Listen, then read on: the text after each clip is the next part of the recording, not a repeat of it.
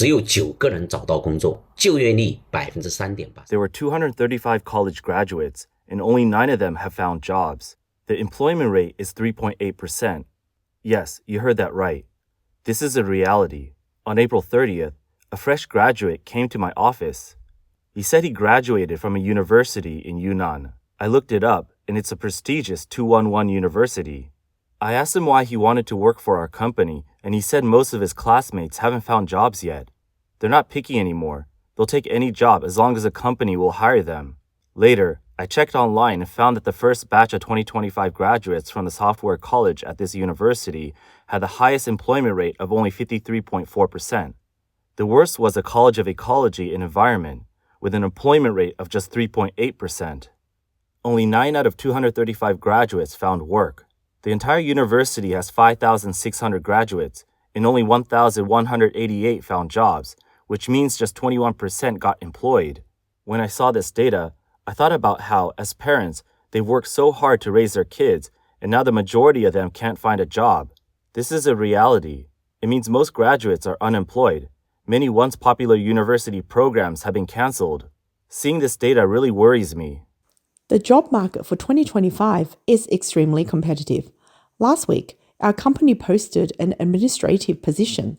The working hours were 10 a.m. to 6 p.m., with weekends off and 2 months of remote work during winter and summer breaks. The job only paid little over 5,000 yuan, less than 6,000. I received over 300 resumes through Boss Zhiping. I reviewed about 100, and I was shocked by how many highly qualified candidates applied. There were assistants to general managers from major chip companies who had worked at big groups that were undergoing restructuring. There was a sales rep from a Sino-foreign joint venture pipeline company who had years of experience, great emotional intelligence, and excellent presentation skills. One applicant was an assistant from an international top-tier sports brand. There were also candidates with an English proficiency level of CET6, Royal Ballet certifications, equestrian skills, and even mid-career programmers from major internet companies. I used to run my business with a laid-back attitude, but now I have to step up. My company is collapsing, and I can't compete with these people when I look for a job. It feels bad. Some resumes even listed high school experiences, and just seeing that made me realize how much their parents had invested in their education. They shouldn't be applying for a 5,000 yuan job here, but they probably couldn't find anything else. The employment situation for 2025 really scares me. 上一部小区100户58 My dear friends, I am devastated. In my neighborhood, out of 100 households, 58 people are unemployed. That's way higher than the official 5.2% unemployment rate. What does unemployment look like? Picture an empty subway, a dead mall, or those popular stories recently. A prestigious 985 university master's degree holders driving for Didi, or programmers delivering food. What's even worse, in 2025, most people who are unemployed can't even get unemployment benefits. Is the end of chasing dreams in the big cities just heading back to the countryside? 我们全国失业率才5.5%。 The official national unemployment rate is only 5.2%, and a lot of people think those numbers are fake. How could it be just 5.2%? But here's the thing, that number is a national urban unemployment rate. To qualify for unemployment in this data, it's tough. Here's how it works. First, the person must have an urban household registration. Rural residents with land don't count. Second, the person must have paid social insurance for at least 1 year, and it has to be continuous. Third, they must have been laid off by a company.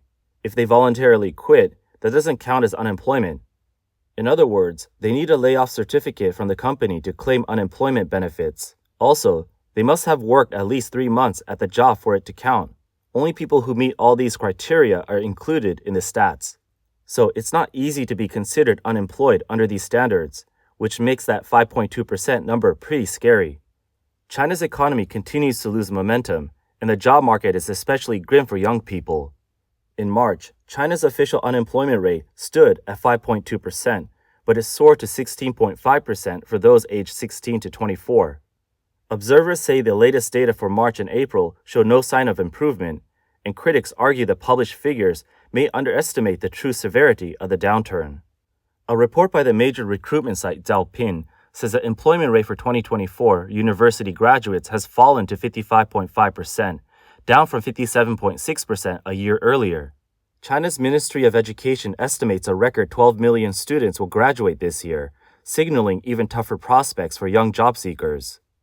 Nomura Securities projects that the tariff shock could cost 5.7 million jobs in the short term and 15.8 million jobs in the long term as the impact spreads through the economy. There's something strange happening in 2025. I'm sure you all feel this too, but no one's saying it, so you might think it's just in your head. But I could tell you it's not. Doesn't it feel like the city you're in is suddenly empty? Whether it's Beijing, Shanghai, Guangzhou, Shenzhen, or even smaller cities and rural areas, there are just no people. Officially, China's population is still 1.4 billion, but if my feeling is right, and yours is too, then this country doesn't feel like it has 1.4 billion people. When I was a kid, China had 1.1 billion people, but it never felt this empty. There were people in malls, on the streets, in cities and villages. Where does everyone go now? Are they all online? I don't think so. Delivery drivers and couriers are a lot less busy this year, and almost all the vloggers are seeing fewer viewers. The only places with crowds are hospitals and crematoriums. Those places are eerily busy, and even worse, they're getting younger. Every day feels like there's a lot of mourning. So where have all the people gone? It seems like immigration might be the only way out. The economy is in such bad shape. Let me show you the situation in Wuhan's building materials market for 2025. The entire mall is empty. No one's walking around. Even our tile shop and many other businesses haven't had a sale in half a month.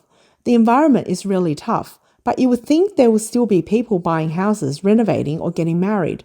But do young people today even think that way? It's hard to find anyone in malls or supermarkets now. Could it be that only hospitals aren't short on people? Help me analyze. Where have all these people gone? People said business would pick up and there would be more people around during the May Day holiday. If you see people on the streets, that's probably a tourist city. Thank goodness I didn't stock up, except for the stock in the store. Otherwise, I'll really be losing my mind. I came in at 10 a.m. and now it's 2 p.m. and not a single person has come in to try on clothes or even walked into the store. What's going on? Where are all the people? It's honestly so frustrating. I'm about to lose it. It will be a lie if I say I won't. But even if I do lose it, what's the point? I'm not hiding it from you. It's embarrassing. But I haven't even made a single sale today. This business is giving me a headache.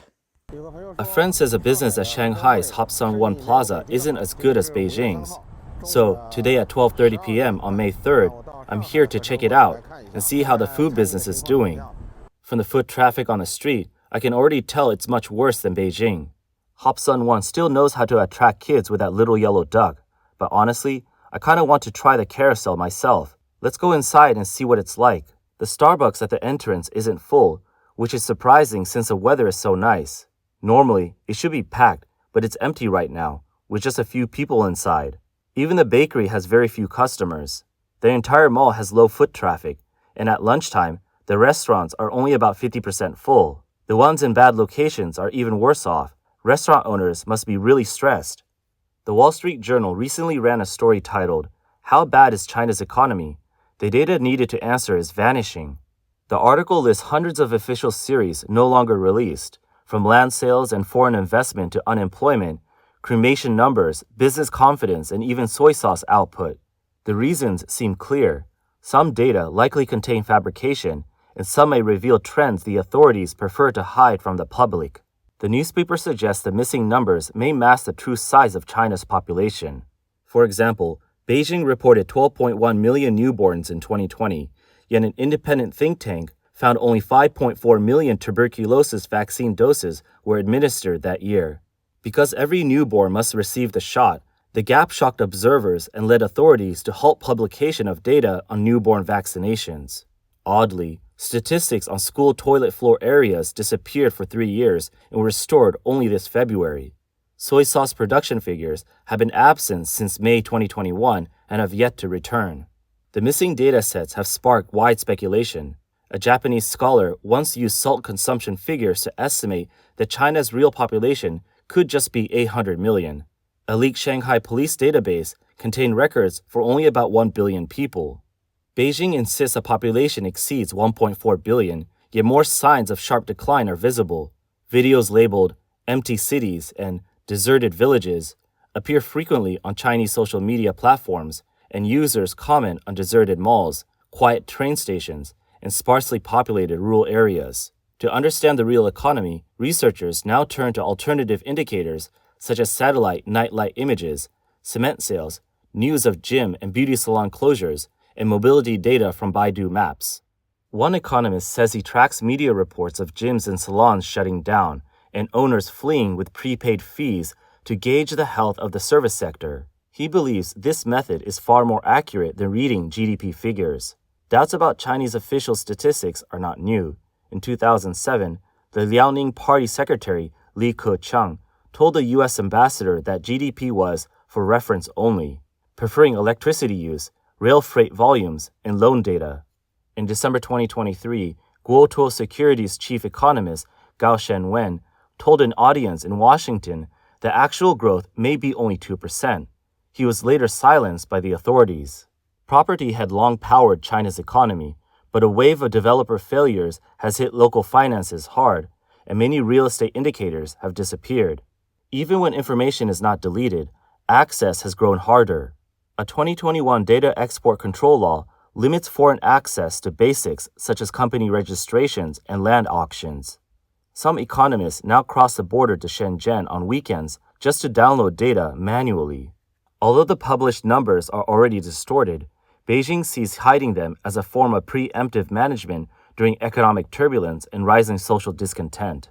On Beijing's decision to withhold more economic data, Wang Guochen of Taiwan's Tsinghua Institution for Economic Research says even the Wall Street Journal's list is already outdated. Since March, authorities have also stopped publishing private fixed asset investment figures and detailed breakdowns of the People's Bank of China's structural monetary policies. Wang divides the data suppression tactics into three categories. The first is simply not releasing data, as noted by the Wall Street Journal. The second is redefining indicators.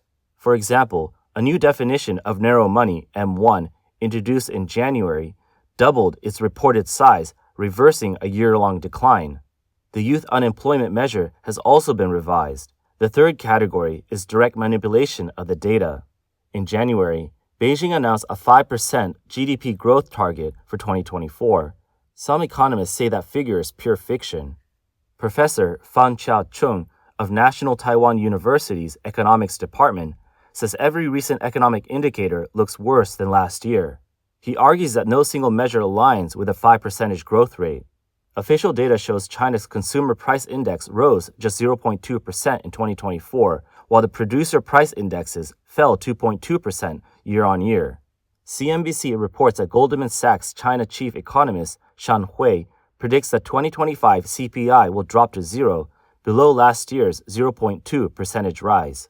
Fan Chia-chung says deflation, a key issue last year, continues this year with no improvement in the first few months. He also points out that government fiscal revenue has significantly decreased in 2024. In a growing economy, consumer spending, investment, and government revenue would all increase. Fan Chia-chung believes that no one, including the Chinese government, knows China's true economic growth rate, as all the data is fabricated, from central to local levels. This makes it impossible to grasp the real situation. Veteran political economy commentator Wu Chaolong notes that unemployment is rising rapidly. The property crisis shows no signs of resolution. Local government fiscal crises are growing, and state-owned enterprises' debts continue to accumulate, likely exceeding 115 trillion yuan. He adds that central government finances are under immense pressure, with no ability to transfer funds to local governments. The only remaining economic driver was exports, but U.S. tariff hikes have now affected all counties involved in indirect exports, including those in Southeast Asia and Africa. China has effectively lost its largest export market. Wu says the immediate crisis facing China's economy is a loss of export momentum, and relying on domestic demand is not an option. This will lead to a sharp economic decline, and the worsening situation will soon rise to the surface for everyone to see.